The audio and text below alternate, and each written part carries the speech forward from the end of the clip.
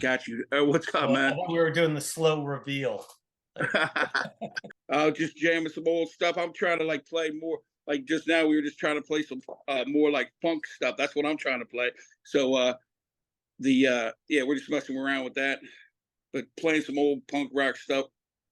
The Kids of the Black Hole and whatever, Circle Jerks, Bad Brains, whatever, that kind of stuff. All right.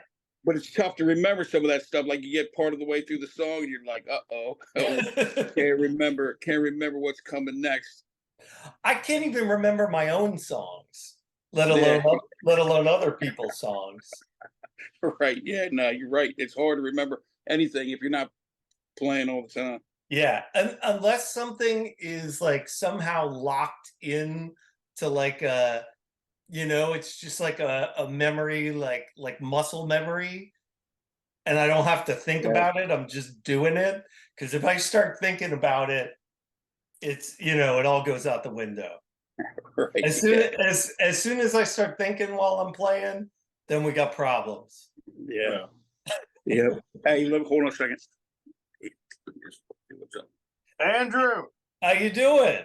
Hey, good, man. How are you? Well, I'm good. I'm real good. Right on, dude. Did you grow up in Reston? Oh yeah. Yeah. Okay. I'm a few classes behind you guys. Oh, okay. I thought Craig was saying it was more. I didn't know what the age difference was. I just knew you were younger. Okay. I didn't know how many years. Yeah, I was coming up. I was a kid going to the Jam for Man. Like I was, 11, 12 years old. Yeah. Okay. When I first started going. Yeah. Had to avoid the pit for the most part, Yeah. Right. Right. And generally couldn't even get into to any house parties or anything, I hear you. It's a wild scene sometimes. I mean, the one like just hanging around outside of the practice and whatnot, just listening. Yeah, right. On my BMX bike. Helping load stuff. So what brings you back to town? Just coming up to see the fellas a little bit, get away for a few days. That's good. Brought some cymbals and stands and some equipment up to Craig. Bought Andy Wells's old bass guitar up here. So Craig's been working on that diligently. So Nice. Yeah, man, just hanging out. When did you leave town? I've been gone for years and years. I left to go to college and other than summers, I never really came back. Good, man, good. But yeah. What's that? You've been interviewing a bunch of Reston kids and people over the years? I've been trying to interview a member of every single band that played Jam for Man. Okay. That's been my goal. And cool. So I started doing it that way. And then it just kind of expanded even beyond that to just bands in Northern Virginia during the 80s and 90s. Okay. And then even beyond that, now I'm working on a book, which is basically an oral history of Jam for Man and the Northern Virginia music scene of the 80s and 90s. Gotcha. Cool. So I was thinking about Jam for Man when Craig mentioned it. I think it was the first one, wasn't it? I think we played the very first one, I want to say. I don't even remember where it was. It wasn't in Reston, though. It seemed like it was in Herndon, maybe. Yeah, I think it was either at either Herndon High School or the Herndon Community Center. I think it was the community center. Yeah. You guys didn't play? I don't think we played. I thought you played. Maybe. I don't remember. Maybe. Huh. I don't think so. Craig, I don't remember if we played that. Work on your memory. I don't know, man. If we played the first I know you one, played the second one. The second one. I don't think we played the first one. I know you played the community center, the first show in the community center. Yeah, I don't think we did the very. You played a show in Reston Community Center. Yeah, that was probably the second Later one. on as well. The second one. Yeah, there were a lot of shows. I mean, it wasn't just the official Jam for Mans, but there were all kinds of Youth for a Better Today, and all those different shows that were put on. So there's the main four sort of Jam for Mans that I think started it all off. There were kind of like official Reston hardcore Jam for Man. It continued on till 94. So it still lived on for a while, into the days when I was in high school as well. It's a shame that nobody's gotten it going on for the kids today. Yeah. But I don't think a lot of like the community center doesn't want to do it anymore. I don't think so. No, like it's different over there now. Hunters Woods over there. Yeah, Lake Fairfax won't even put it. Ever since Lollapalooza, they won't do anything with electric music at all.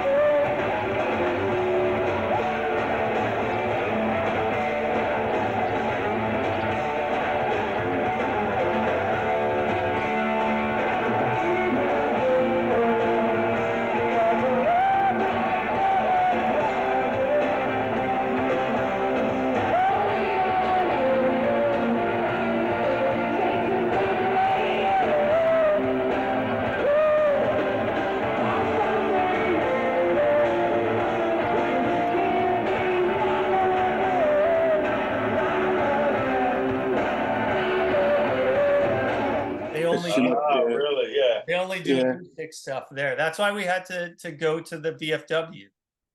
But hell, maybe Herndon Community Center will do it if Reston won't. Yeah, I've always thought it'd be badass if there was a big show at the Lake Fairfax at the skate park. Man, every time I've been up there, I'm like, man, they got to put on a show. But I figured that's the problem. That there's no way the liability they're going to have that going on. Did you go to Lollapalooza when it was there? Yeah, but I didn't stay the whole time. I was there for like a little while, and then it was out of control. It was out of control. But where I was living, or actually my girlfriend was living across where the pet farm was. So like we came in and then we went left, and we were only there for maybe a little while. I don't know how long. Yeah, like an hour. I mean, you could listen from like decks. I remember in '92 I was listening from my buddy's deck. And we heard all the bands playing from there.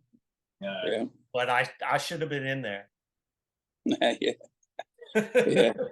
I mean, hey, it was one of the coolest musical things to ever come to Reston, Yeah. They played Lollapalooza in Reston? Yeah, at the Lake Fairfax. It was wild. 91 and 92.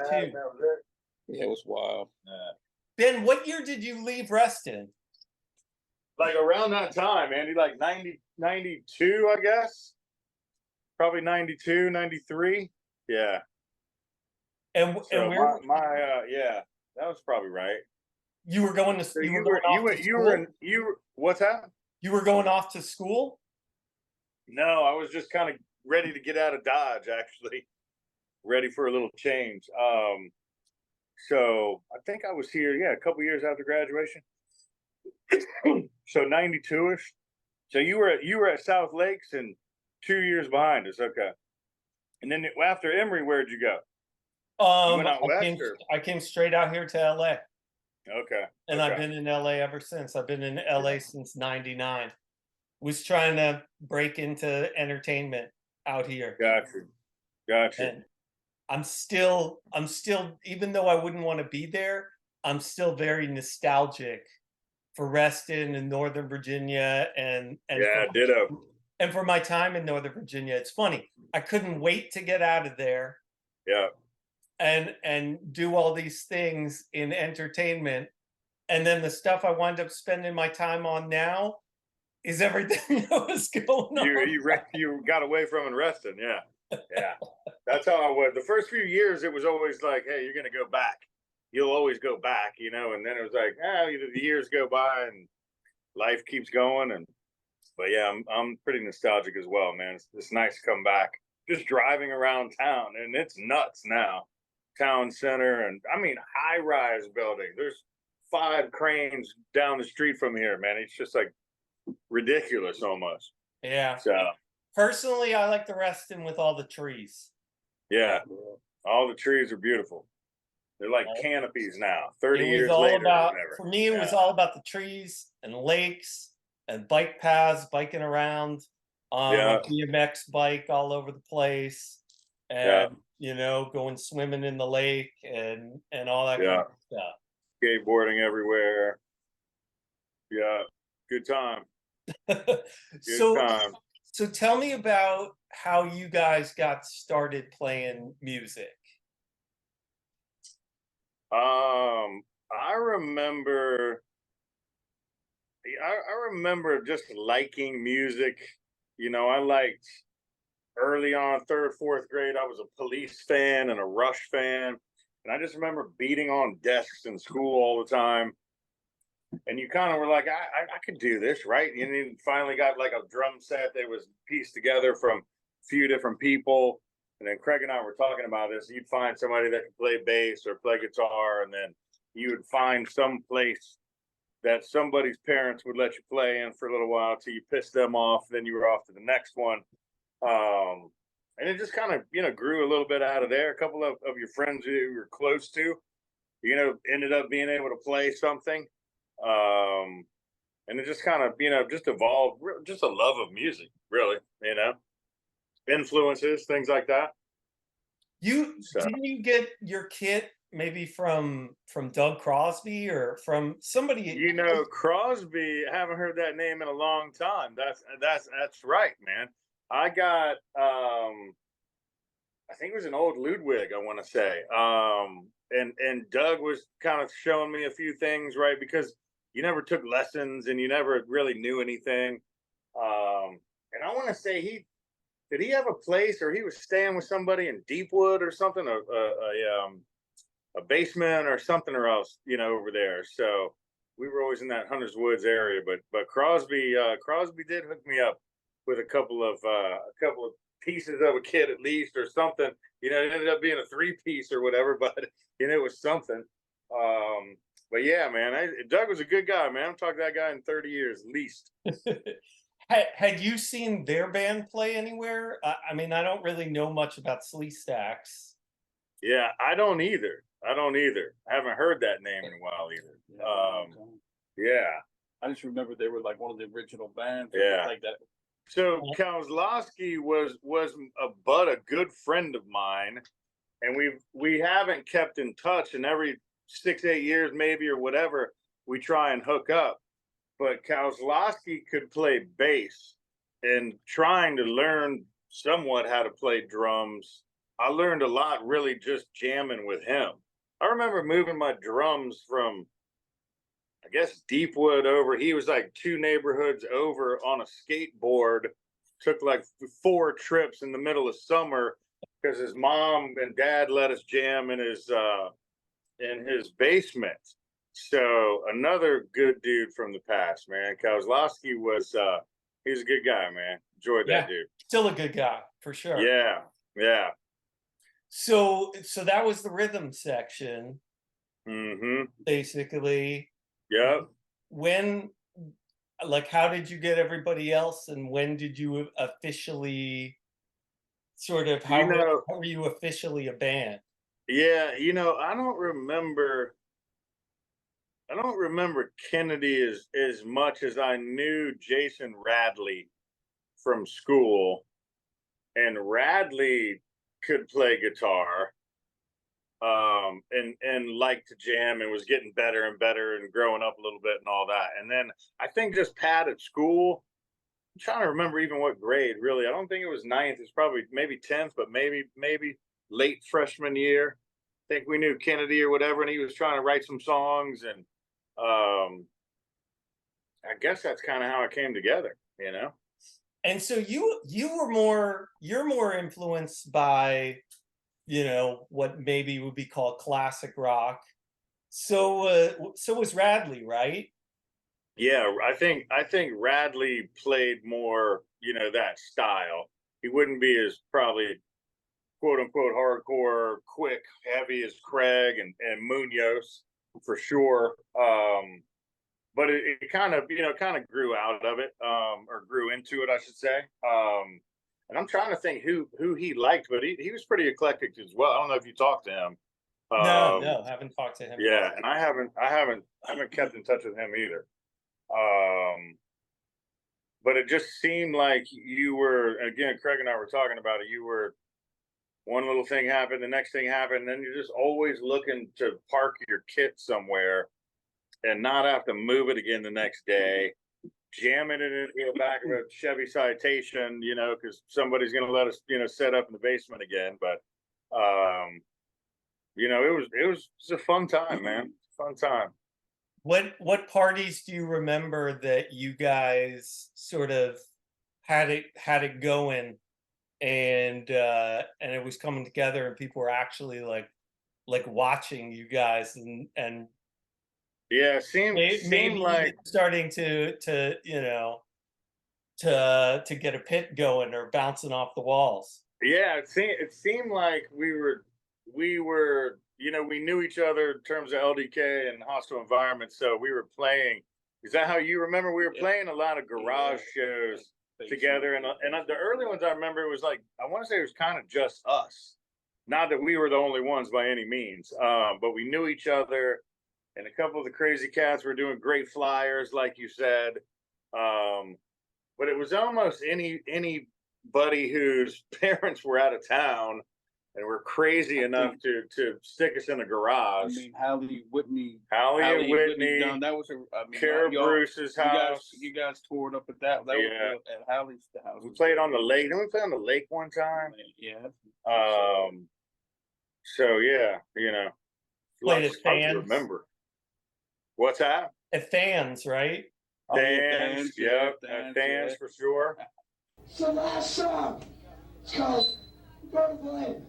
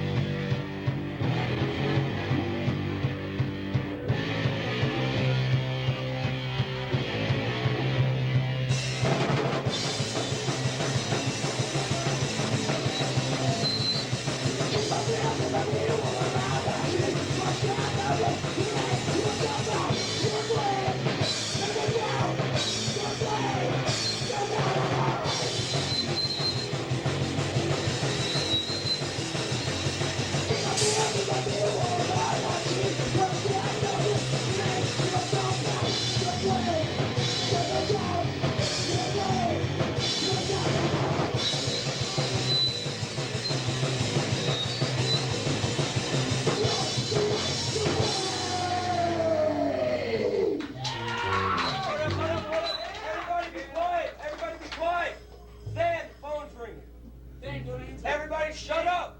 Let him answer it. If it's who? Stop ringing. If it's his mom. Yeah. Like holes got busted in the wall. Yeah. And stuff with that one. Yeah. Who was you know, that picture of Andy, you know, and the cops are in the background, and it was like a daytime show. This poor girl's parents were out of town, you know, but it finally got broken up. There was a ton of people. What was it? that During the one. day? Yeah. Who was that? I don't remember it's like Stratton Woods. Maybe. And the cops showed up. There was like a video of all those cops coming through the crowd. Yeah. That was good. Yeah. So You guys were still playing while the cops were there? Yeah. yeah. The cops were there a lot. I think the girl's name was Valerie. Yeah, it was Valerie. Valerie That's something. right. Forgot about her, man. It's on the corner of some Stratton Woods. Yeah. Over by Munoz? Nah, Stratton Woods, like over Fox Mill. Okay. Off of Fox Mill Road. Yeah. Okay. You guys What part? played, Where? you guys played a show at Gonzaga too, didn't you? Or We did play a show at Gonzaga. That's right. Yeah. I don't remember half of this, Andrew. That was early. Also, that was super early. I don't even know how some of them came about. You were just excited, that someone's gonna let us, set up and play. have anywhere to gig, right? Yeah, absolutely. Did you guys at any of that early time? Did you call around to like venues or anything like that and try to score gigs like at an actual venue? We didn't. You guys did more. Then got some. Where were you talking about earlier? Playing at Bayou? Was it Bayou? Oh yeah, the Bayou. That was it.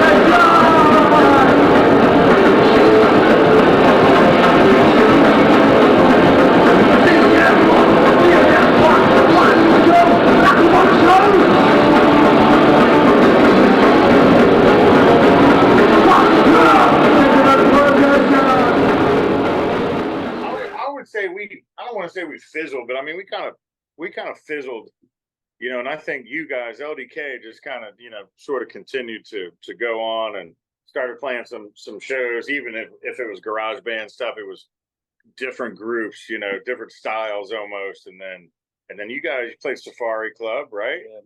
Yeah. Where else did you guys play? We DC Space. DC Space, yeah. Played at 9:30. You did play 9:30? Yeah. For the Cro-Mags. Yeah. And 9:30 maybe Hostile should have stayed together. Yeah. The longer you would have been playing those shows too. Yeah, maybe. We didn't have, it's like any band, Kennedy and Radley could be difficult, but then so could I. Kozlowski was laid back. And you start thinking everybody's got, what they want to do or what they want to play sometimes. So I'm not even sure when it fizzled, really. Probably, it wasn't but a couple of years, I want to say, roughly. So, and we kept in touch with Radley. I haven't talked to Kennedy since then. And then I moved and fell out of touch with Kozlowski a little bit too. So, what did you think of all the other bands that came what after? did I think? Yeah. I was pretty tight with Craig. I was pretty tight with Andy Wells. So, and Andy Wells and I lived together with another guy. So I was always, LDK was kind of always my one. But some of the other bands that were, cruising along, Tim Berry, helped me when he was with LDK a lot. He was always gracious, and he's got stuff going on. Somebody was playing his music. We were out on the lake the other day or whatever, and somebody was playing it.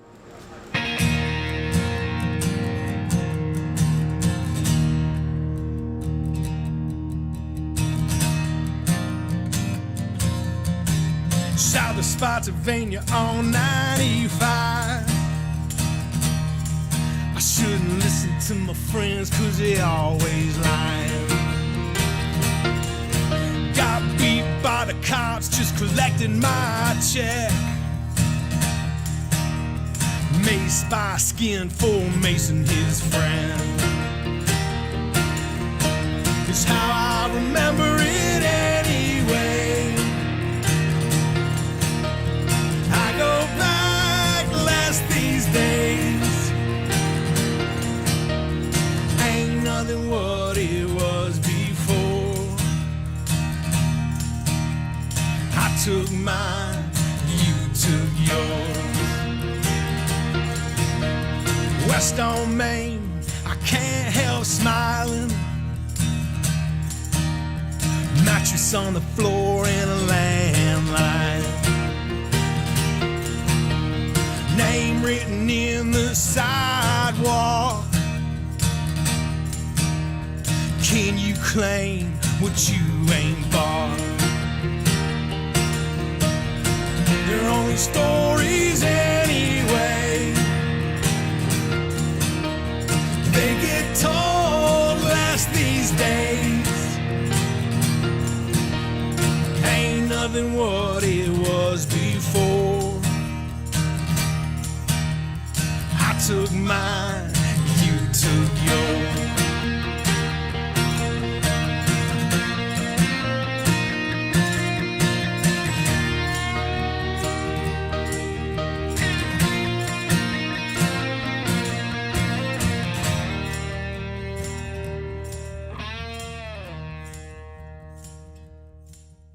But 9:30, I remember the 9:30 Club was, you know, like the mecca. It seemed like, to my mind anyway, back then.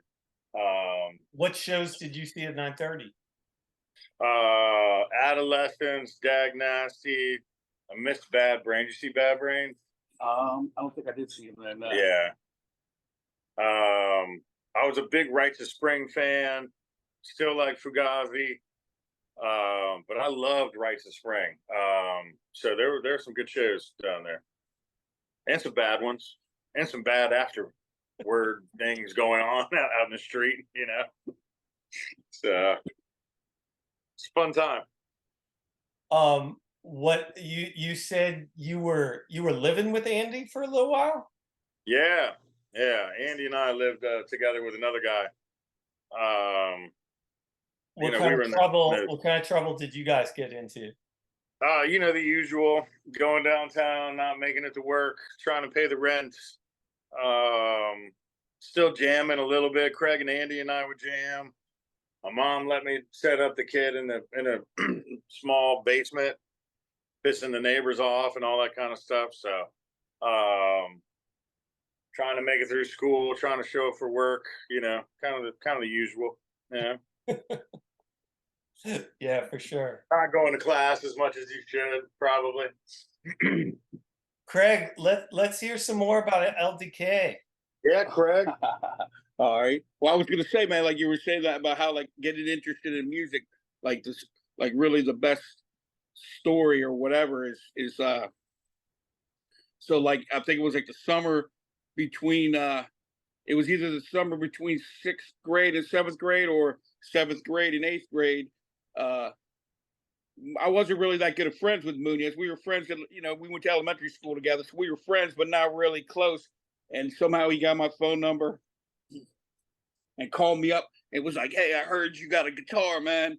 You play guitar. I play guitar too." So anyway, so basically that was it right there. Went over to his house, and that was it right there. And we started playing. So that was it right there. What was the first thing that you guys jammed on together? I think we were just like what song?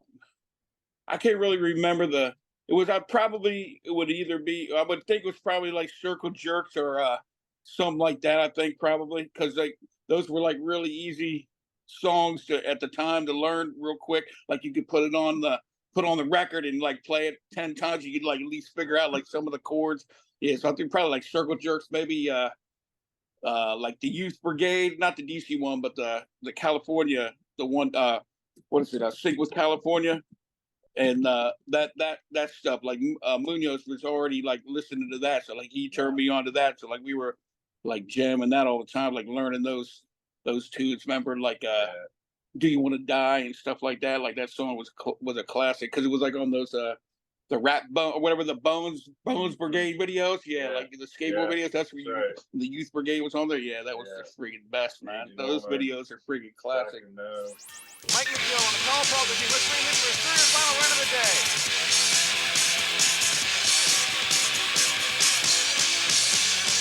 I looked at you with curiosity, but when you looked at me, I turned away.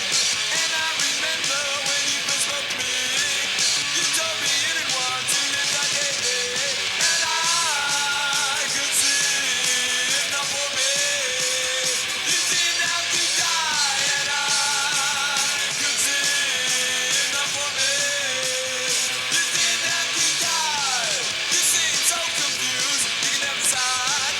If there was a problem, you just run away and hide. We seem to agree there's no solution to suicide. So why do you feel compelled to go? Next up, Stevie Caballero from Northern California, world champion, inventor of the Caballero and many other maneuvers. He's having a heyday there.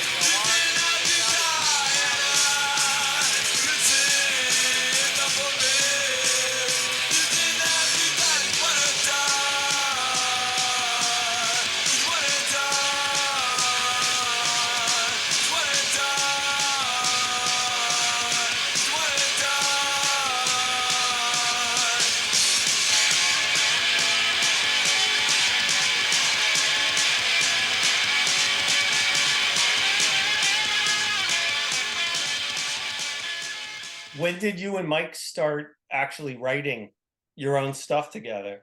I think pretty much right away we were I think pretty much right away we were just jamming. Like his dad was like really into like the Ventures and that kind of music. So like Mike had learned a little bit of that, and like so he showed me some of that stuff too. So like we would just sit over there and jam. Like what's that one Venture song, Perfidia? Pipeline? Not Pipeline, but it's like it's I don't know. It's one of the, maybe it's Run something. I don't know. It's one of the most famous. Well, it's not Pipeline, but like so there's a cue guitar part for that, like the chord, and then the harmony part over top. So like that's like one of the things we started jamming like right off the get go was like those a little bit of the Venture stuff, and then moved on from there.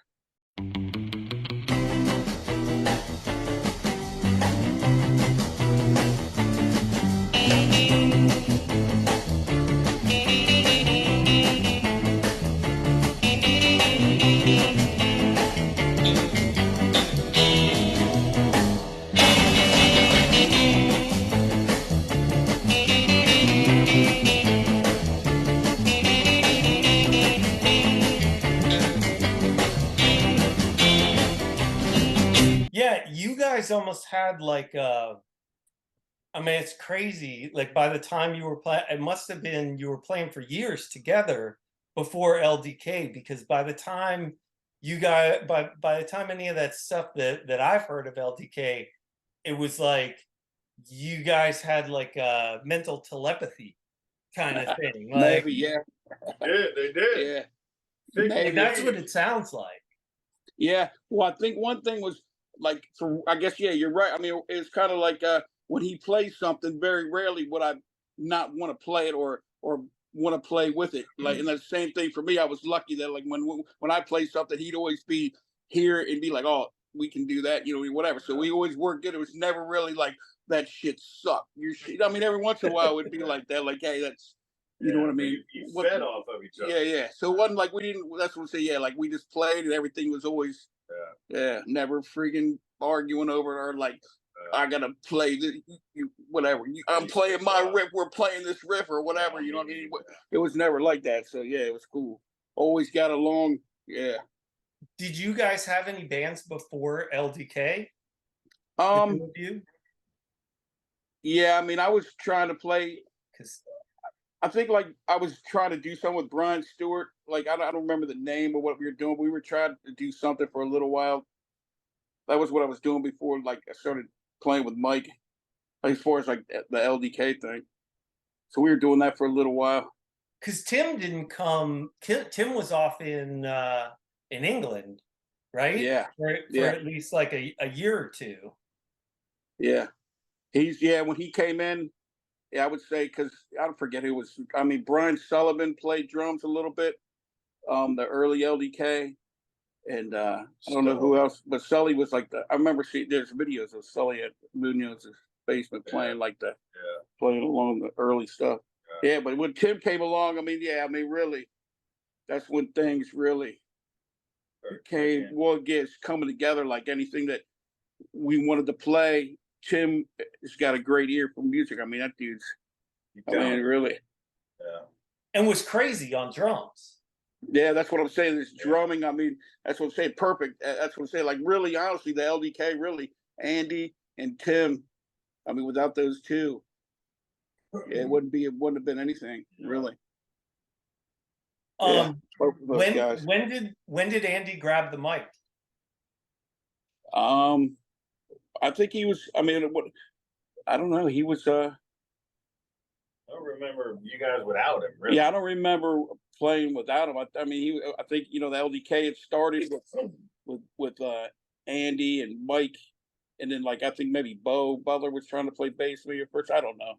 Like different crazy. Yeah, everybody was trying to play. Sully was playing on the drums. So when I came over, Andy was already singing, and that's all. I mean, he was there from the get go. What do you remember of him as a performer?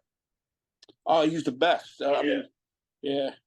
I mean, just that he had genuine stage presence, charisma, whatever. Just the vibe that he had, the feel that he had, is for real. Do you think any of the other Reston hardcore singers had that kind of charisma, or anybody in town? Not like his. No, not like his charisma. No, I don't think there was anybody at all that you could say was comparable to Andy. Not necessarily. I guess just Andy's style. There's definitely some people from Reston singing wise that are bad as shit. So nothing to take away from anybody else. But yeah, I think Andy had his own style, unique thing that was just Andy. And I don't think there was nobody that could do quite what he was doing and what he could have done too. Yeah.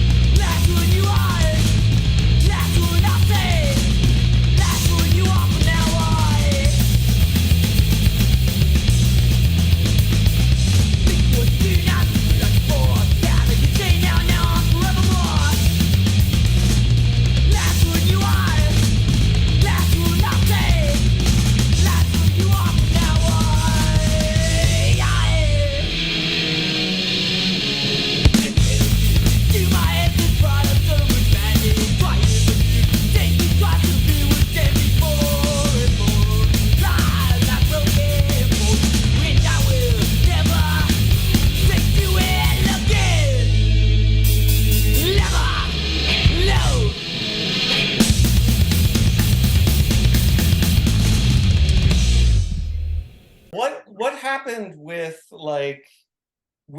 Chris going out and Jerry coming in? What happened with that? Yeah, I would say, really, we were trying to it just didn't seem like Chris was trying to really, I don't know, it just didn't seem like it was, I don't know how to say it, just seemed like Chris really wasn't trying to practice and I don't know, maybe didn't have the same at that time the same drive that maybe we all were had. Maybe I don't know. Yeah, I think that it really was kind of. I don't know. Yeah, that's a tough question. I don't know. Yeah, I'm not trying to have you say anything negative about anybody else's playing or anything like that. I just know, Jerry is a lifer for sure. Like Jerry, Jerry's still out here playing. Yeah, yeah, Jerry's playing with Spooky now in transit. yeah, yeah.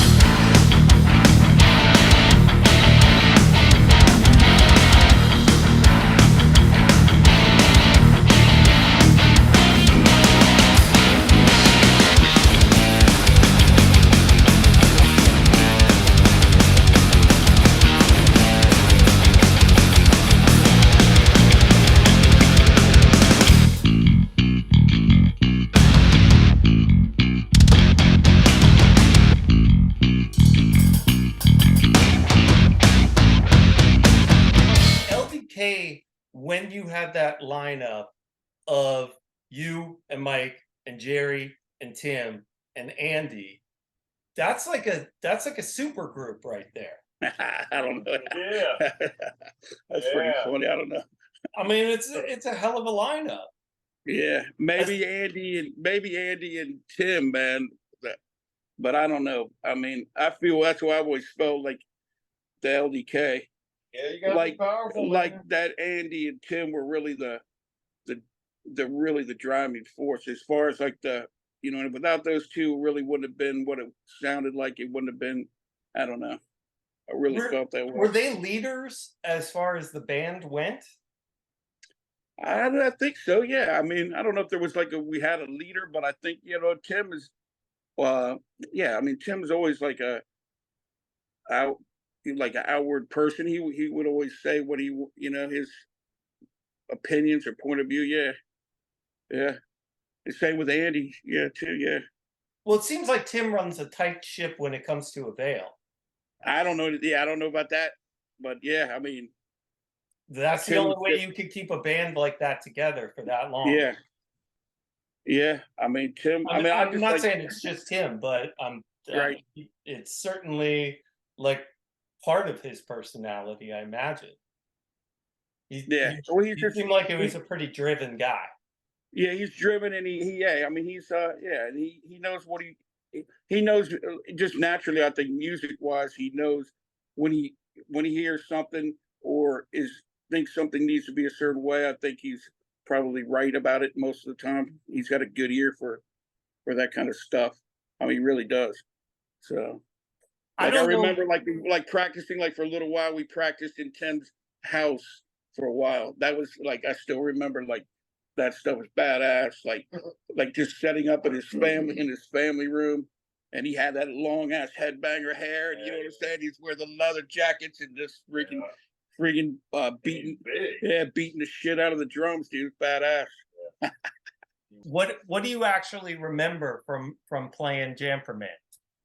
I just remember there's a lot of people. The one at the one at the community. So I don't know if we played there. I don't know how many times, once or twice, at least twice. I think we did two of those. But the first one with Andy, yeah, it just seemed like it was perfect timing. Like just a lot of people. Everybody was, yeah, it just seems like everybody was into it, and all the bands, everybody just was equally, just the whole time. Even whoever the opening people, the first bands, the energy was there from the start. Yeah, yeah. Had you ever seen anything like that in Reston? Yeah, no, that's what I was saying. It was a surprise, yeah, to see that many people and that many kids and that many people, yeah, and they were just being not just just hanging around or whatever. Just everybody was way into the music and way into checking it out, and everybody, yeah, I just remember being yeah, just a ton of energy the whole time. I mean, Avail, LD Kids, Transilience, Psychotic Symptoms, Oh yeah, I want to talk about that, man. That's the one I want to talk about. Psychotic Symptoms, man. Those are that was my band right there. I don't know what happened to those guys. I don't know where they went. They were kids, right? Though they were a little bit younger than everybody else. Maybe they were. I think they were maybe a year or two, but they had this one song. I swear to God, if I remember it, it was called Rivet Head. I swear to God, the song was called Rivet Head. And every time they would play like a party, I'd be as soon as I'd hear that dude go Rivet Head or whatever, I was like, hell yeah, dude. So I think that's what I'm saying. Maybe I'm wrong, but I thought there was a song called Rivet Head that they had. Yeah, that song Psychotic Symptoms was bad. I just remember there was 3 other songs. Like when we would play shows or they would play shows, I would like make sure like I was around when they were playing, because they had this song. I could swear it was called Rivet Head, man. It was fucking bad as shit, and I can't remember the other one. But yeah, in that Psychotic Symptoms, man, great.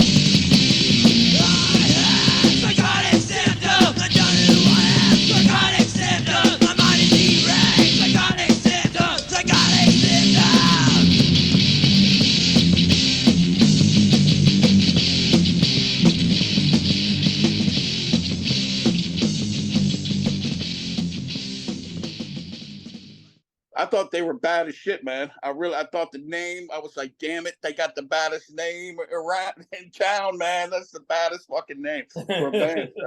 Yeah. So I don't know what happened to those and guys. they had a hell of a drummer too. Yeah, right? Craig Mathis. Yeah. Craig Mathis. Yeah.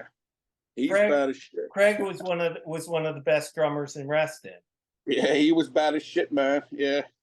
You know, you got to have that drummer, right, Ben? Yep. Yeah, you gotta have it. Yeah. I did what it was like, I don't know, maybe like 97 or 98, maybe. Yeah, probably I think more like 98. I did like a jam with Craig Mathis and Jason Browning and Jerry and Wade came in to try to sing, and that's kind of why the thing fell apart, because we couldn't get Wade was working and doing other stuff, and he just never came through with the singing. That kind of fell apart. But we had like 4 songs that we did with Craig Mathis, and that was me, Browning, and Jerry. It was pretty badass. Craig Mathis tearing up the drums on that stuff. Were you calling that LDK, or was that No. something else? We weren't calling LDK. I don't know what we were going to call. We just started jamming, got the 4 songs, and we recorded them. I don't know. I think maybe Browning had an 8-track or some kind of recording, something we did. So we did those 4 songs, but we never got any vocals on it. We tried, just didn't work out. It wasn't in the cards. I don't think it was meant to be. Like, it was cool. We did those 4 songs, but it just didn't seem like it was going to go any further for whatever reason. You know how you get those feelings when you're playing something. You're like, well, this is pretty cool, but it's not really going to go any Pretty further. good lineup though, as well. Yeah, no, it was bad stuff. It just didn't work. And I think I remember getting discouraged because of the singing, like just where Wade was going to sing, and he was just working and busy, and he just never came through with the lyrics. It kind of just fell apart. Wade played with LDK after Andy passed, right? Yeah, and I think really he played before when Andy went to Greensboro. Andy took off, and Andy took off for what, like a year and a half? Yeah, to Charleston, moved down there. So I think Wade came in and sang like when Andy was gone for that year, whatever it was. Yeah. Why'd he move down there? He wanted to. I think he was just basically just wanted to go do the dead, follow the dead around, right? Or kinda, or what did he want to? I don't really remember. I don't know if it was that as much as I think he was ready for a change of pace. Yeah, I think he just wanted to get out of Reston for a little while. I mean, I know he was going to a lot of Grateful Dead stuff and was getting into that stuff for a while. So I don't know. That was kind of like a weird period for all of us. That's a big difference. Yeah, yeah, Going from hardcore to the Dead. But I can see in some respects, because there's something to there being like a culture. It's like a subculture around each one, like whether it's a punk rock subculture or the Grateful Dead have their own subculture. yeah. I mean, themselves.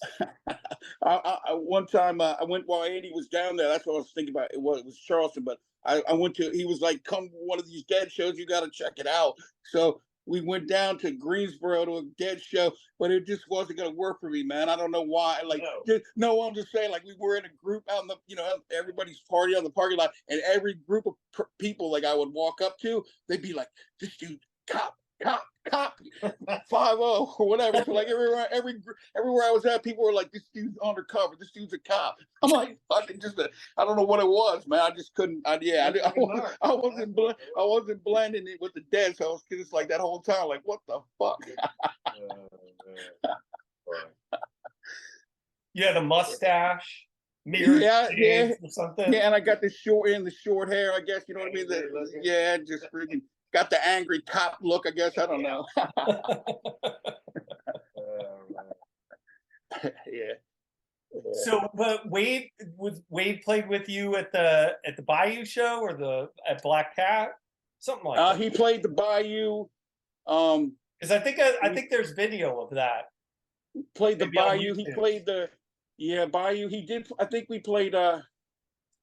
Man, I can't remember if we played the 930 twice. One time with Wade and one time with Andy. I believe we played there twice. Once with Andy, once with Wade. I think. I can't. What's it like? What's it like to play the 930 Club? Yeah, everybody wants to know that. I thought that was really cool. I mean, the one with the original one with the pole in the middle. Yeah, that was it was just cool to do that. Like, I guess because you went there and saw all your favorite bands play there to sort of get a chance to even freaking get up there and plug in and play for a little bit. That was definitely that was it was awesome. Pretty small stage though. Yeah, it's small. I mean, probably not the best place actually to have a show, like, but just I guess I mean but that was the place. So yeah, but definitely with that pole in the middle, yeah. Did you sound good? Did you play a good show? I don't really think. Well, I think I would think it went okay, but I wouldn't say it was our best show. It was. I remember it being okay. We were pleased. We were happy with it, but I think we thought like maybe we were a little bit like nervous, maybe a little bit. Sure. Yeah, I think it was a little bit of nerves, at least at first. So now LDK, in terms of like recording, you're one of the few bands that actually has like a pretty nicely recorded album, the Reston Hardcore album, and it's actually out there, like you can stream it. Yep. How did that happen? Well, actually that was Mike and I did that. Mike was like, we should put all the LDK stuff online, and so friggin' that's what we did. And then that was Mike's idea, the name Reston Hardcore. He was like, since it was like all the tapes or whatever put on one thing. Yeah, he was one. He said, call Reston Hardcore, plain and simple. Yeah. So that's what we did. What does that mean to you, Reston Hardcore? To me personally, I would say just means just not giving a shit, really, man. You know what I mean? Like, we're just gonna do whatever we want to do, kind of thing, man. You know what I mean? And if you tell us not to, we're gonna do it anyway. Yeah. That's what it kind of Reston Hardcore kind of music. They just like, if you try to tell us what to do, we're gonna do it the opposite way on purpose. Very rebellious, Craig. Maybe something like that. Ben, did you guys use the term Reston hardcore as well? I don't remember necessarily like using that term, Andy. I guess I remember thinking it maybe, but I don't remember, you know, that term per se, I guess. Did you feel even at the time like there was something special Absolutely. about Yeah. Reston and about the Reston music scene? Yeah, absolutely. I remember Andy asking, it was just, you were young and you didn't care, like, but it wasn't in a bad way, but it was so exciting. Like you were asking about Jam for Man, you know, and I remember like, this is like a stage we're on. And I remember the cans of food, you know, that you were supposed to bring, people were supposed to bring or whatever. And I remember, you know, thinking, like Craig said, the crowd was there. It was just kind of special, you know. It is exciting. I remember back to Andy. I remember Andy, you know, especially when things were cranking and you were playing, you know, a few more shows, and the crowds were like getting bigger and bigger. And I don't know that they were necessarily coming to see the bands as much as they were going to the happening or the party but I mean, there were like seemed like a couple hundred kids out on this block. The cops were always coming, and you knew it might not last long, but it just kind of got bigger and bigger. But Andy was like, he's like, you think we can call ourselves a DC band? I mean, we're only like 20 minutes away. And I was like, yeah, I mean, I think so, man, you know, more or less. But I don't know, it was something cool about Reston, you know, a place called Reston. That's part of like my whole thing that in digging into this, in digging into Jam for Man and all of these bands from Northern Virginia, it's like in some respects the DC thing was over. Yeah. You know, by at least like DC hardcore was over by like 84, 85. Yeah. You know? Yeah. I remember, we liked Scream, and I remember Grohl drumming for Scream on the Cedar Crest half pipe.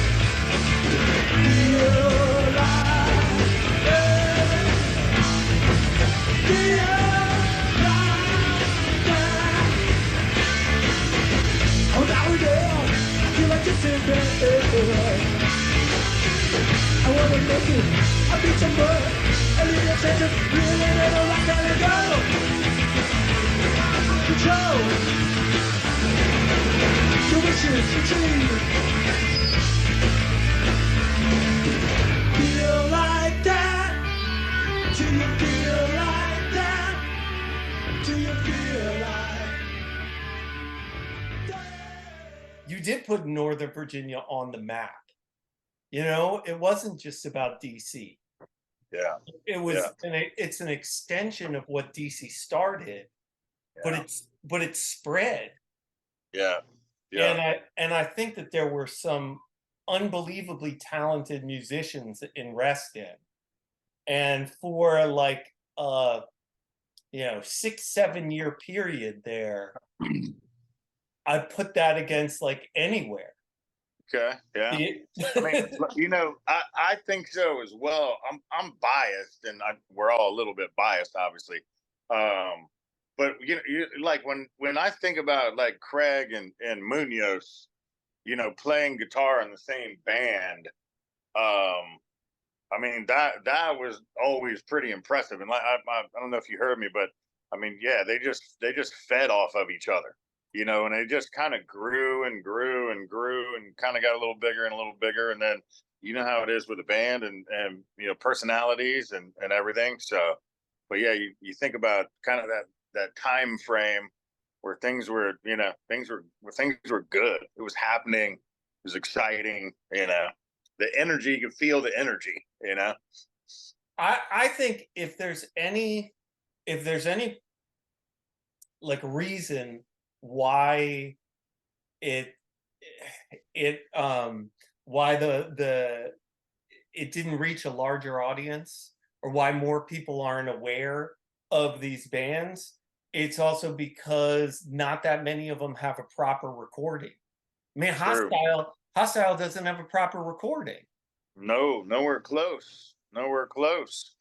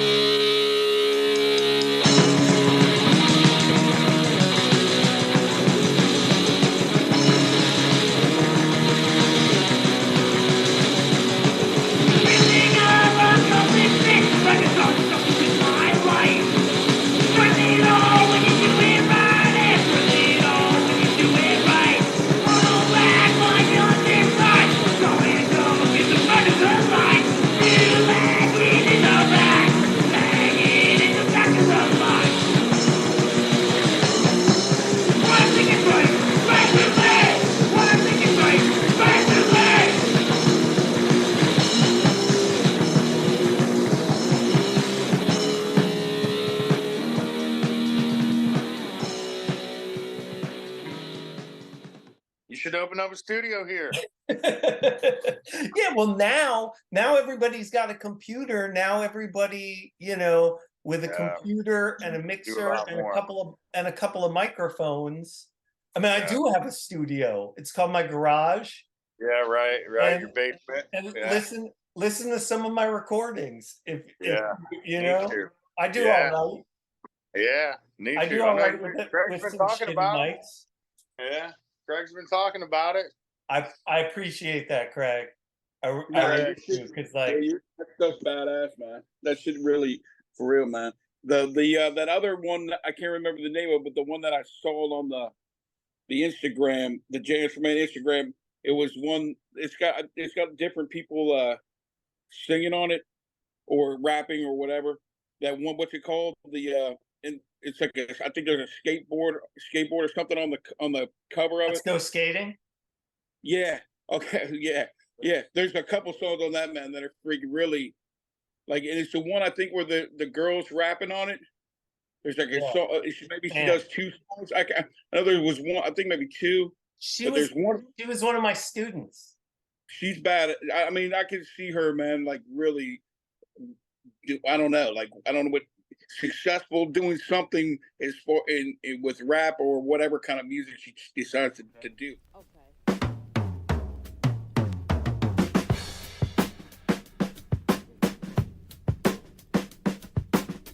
Smile over shit people take for granted. Cause I earned happiness, it wasn't handed. All the seeds in me that were planted years ago didn't grow, I was distracted. Pain is how life goes, so I adapted. Eventually my heart frozen like magic. I snapped my fingers, thing knows my world went black in. I didn't feel a thing once the drugs were added. I tried to die the universe, said I was too young. So I said fuck you, I'll settle for oblivion. Lied to myself saying that it's all fun. Forgetting crime by myself with a cock gun.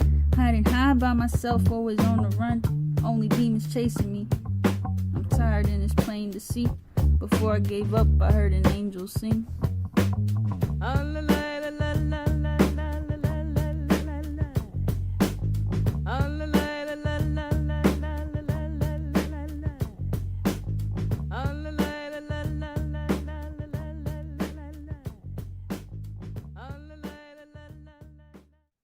she's bad, dude. Yeah, she is.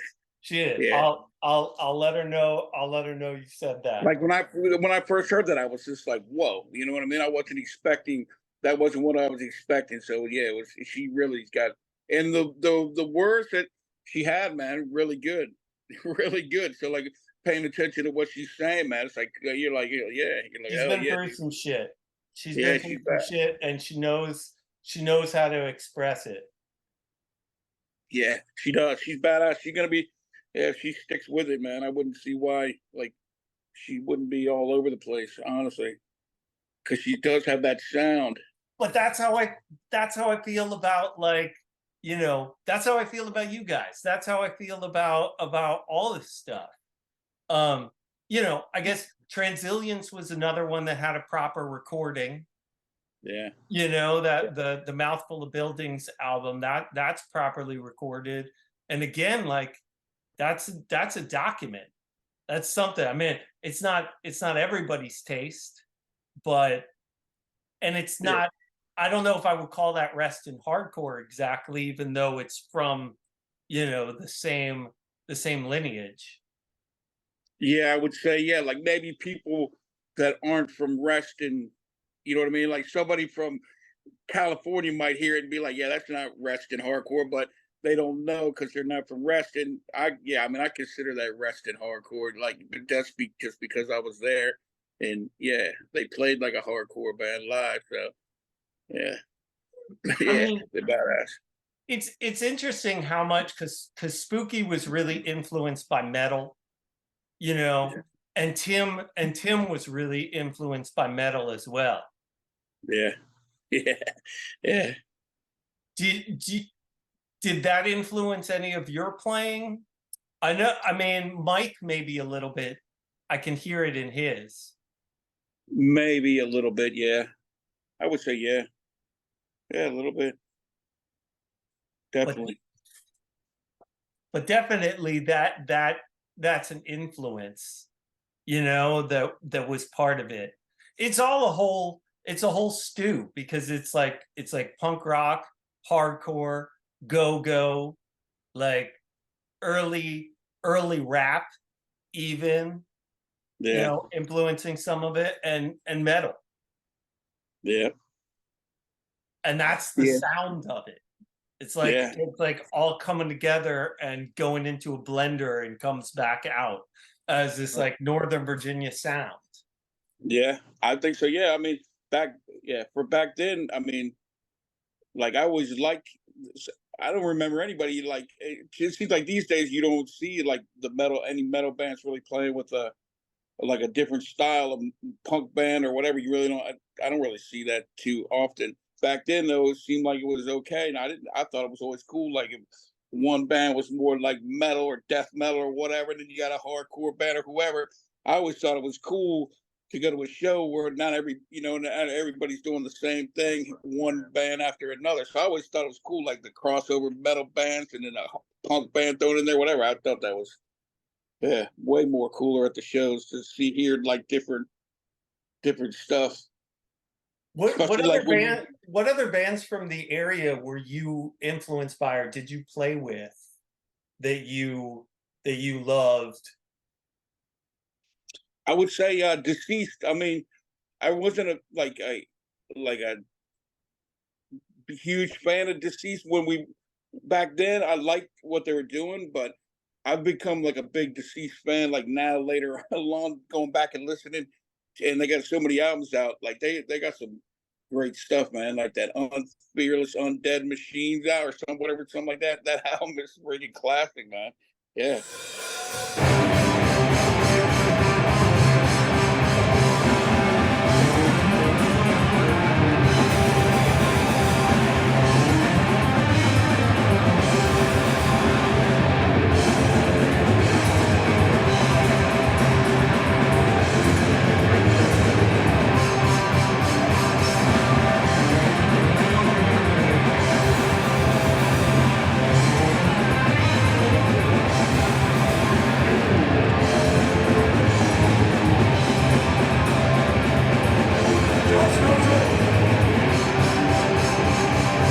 Played shows with Deceased, yeah. Yeah. Yeah, a lot. Yeah. Where'd you guys play at? We played the Bayou with them a bunch.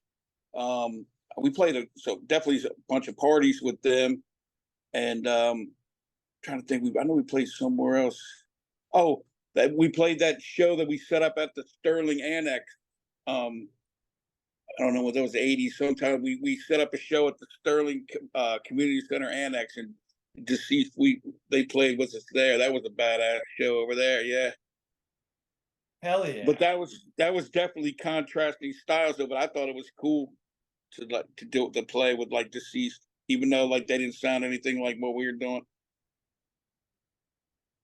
What about a Veil? Vale, yeah, badass, man. I mean, dude, freaking the Tim. I mean, I thought, yeah, I mean, I think Tim on drums. You know, I don't know as far as the singing goes. I like Brian. I like Tim now, but it would have been wild to see like if Tim was on vocals, if he would have stayed on the drums and been like, you know, like Rush or whatever. Except the Veil Rush, maybe Tim on the drums and singing. I never even thought about that. That was yeah. I think that shit would be wild, dude. Because he's a wild drummer, so he was singing too, man. That would have been crazy. That never occurred to me. But like I agree with you. I love the version of Veil with Tim on drums and LDK with Tim on drums. It's like, yeah. I don't know. It's just one of those things for me. It's like if Tim's on drums in the band, I love it. Yeah, that's what I'm saying. He's badass, dude. And no offense, like, you know, I love the version of Veil with Tim singing as well, but like, now his drumming is on point, man. It's always on point, no matter who he's playing with. That's what I'm saying. His drum is definitely on point. Did you ever see him play with his brother, like their metal band? I don't think I ever saw them. I think they call themselves Militia. Yeah, I don't think I don't know. I might have been over there once or I know I've seen Jimmy and Tim play the drums like when we would practice over there. I know I've seen them play together. I don't know if it was Militia though, but I know I remember seeing a couple times being over there, and Jimmy would like sometimes Jimmy would like try to show us like me and Mike some licks every once in a while because Jimmy was like he was way into like the metal stuff, like soloing and stuff. So like I remember a couple times he would like sit there and play these licks and we would try to figure them out. He could shred, right? Yeah, he was bad. Yeah, he knew all that. Yeah, all the scales before everybody did. So, okay, so you guys, where did you record all those tapes? All the tapes that became Reston Hardcore. We're saying, you know, we're talking about recording studios and stuff. The one I guess the Stand Together demo stuff was a place called Sonic Images that was somebody that Mike's dad, I guess, because Mike's dad did like film work and stuff. So it was somebody that he did business with, you know what I mean? So that they had like a little studio. Oh, okay. But it wasn't. I think it was Sonic Images. It was more for they weren't really doing like rock bands and that kind of stuff like that. They were doing more like TV type record, that kind of stuff, production. So they weren't like a rock, like they weren't like booking like bands on a regular basis and stuff like that. So it wasn't like set up, you know, with amps and like equipment we had to bring our, you know what I mean, have all of our stuff to bring in there. Yeah, it was tight though. Yeah, a lot of fun. Yeah. Yeah, and then you recorded all three there? No, we did that one. That was to Stand Together, and then the second try was in Jerry's basement at the over there across from South Lake Center. That was a Spooky came over with this 4-track, and he worked that thing. It was pretty good, man. He did a great job on that for a 4-track.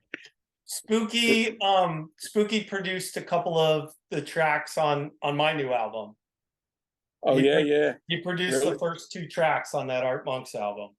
Oh wow. That's cool. Yeah. I mean, Spooky's got ears. Yeah, he does. Yeah. You know, he's got really good ears.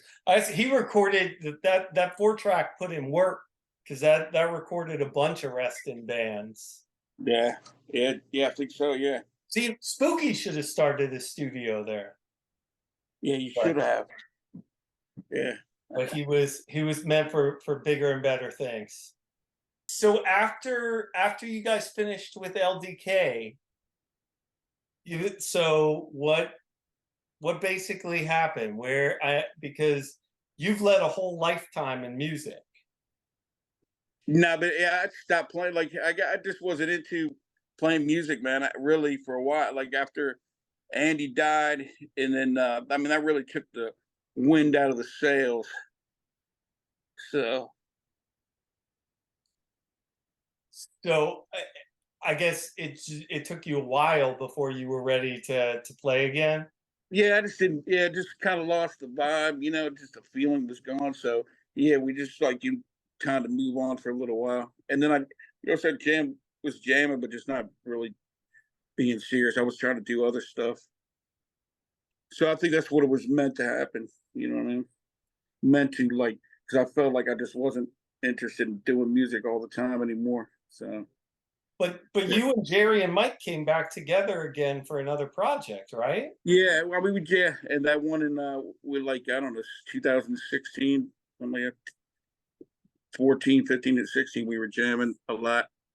It did that Wrong House thing, which yeah, I mean that was pretty big deal for like Mike and I because we wrote all those riffs and we're just messing around, weren't even thinking that we were going to do anything. That And thing then fucking rocks, though. yeah, I appreciate that. Yeah, I mean, we worked on that for a long time. Mike and I, a lot of time jamming.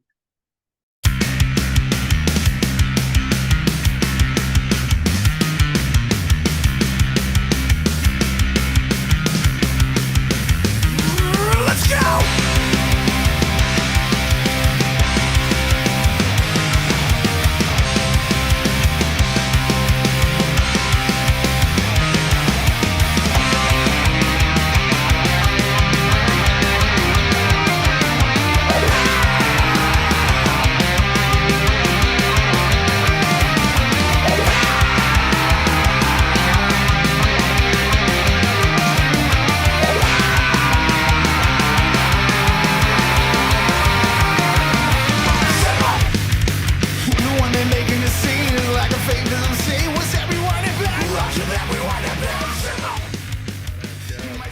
Did you guys tour with that?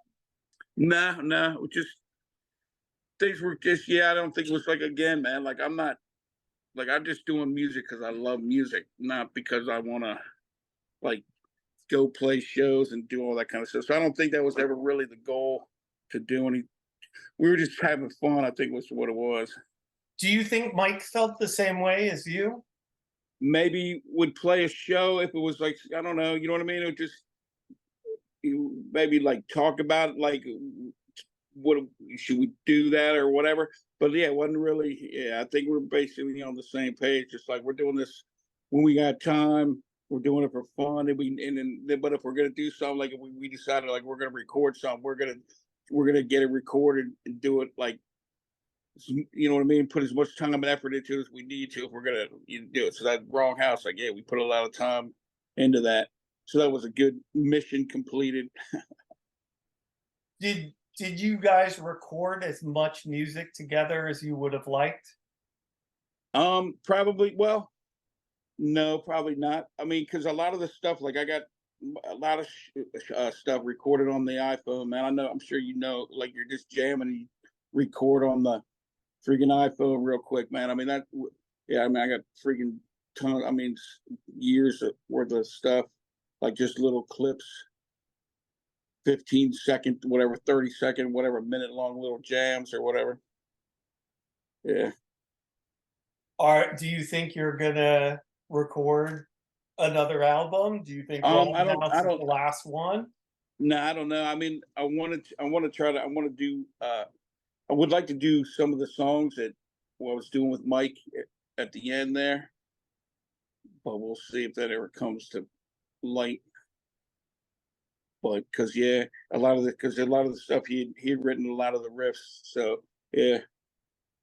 If you could put together a group of the guys from Reston that are like still around to do it, what would be your like personal ultimate group to like record that stuff with? Reston people. Well, number one, first you gotta have the drummer. So I would take Tim as the drummer, put him back there because you know that the drum is gonna be on point. And then Shots fired to Ben. Is he still in the room? He's dead. over Ben, there. I think he went out. I don't know what he did. He went outside. He's walking around. I would go Tim Berry on the drums. I guess I got to go with my boy Jerry on the bass. And I think I would go, I don't know, man. I'd take Nathan Turney on guitar and singing, man. I don't know. Yeah, I like that guy from Psychotic Symptoms, man. Keith. Keith? I liked his singing, man. He was like, he had a freaking aggressive style. Well, Keith would appreciate that, man. I bet if that lineup was together and you invited him, he'd be there in a heartbeat. That'd be cool, yeah. I think he did, man. He had an aggressive tone. I liked what he was doing, yeah. What do you think about just the whole thing in general? About like, I mean, you guys named your album Reston Hardcore. To some extent, you know, you guys were the banners for waving the banner for Reston Hardcore. What do you think about what Reston Hardcore accomplished? What it accomplished? Yeah. I just think it accomplished like just everybody, like just normal, just kids freaking playing music, getting together and freaking making some badass music. I mean, that's really, I would say, what the accomplishment was. That would be it. That a lot of people, you know, started out with a couple bands, a couple people jamming, and grew into tons of bands for many years after year after year. Yeah, I would say that's the biggest accomplishment. That it was something that started from nothing. It was ended up pretty badass. It's too bad. I don't know, like, you know, you get older, you don't know what's really going on. I don't know what's going on in Reston any more than maybe some badass going on right now that I don't even know about.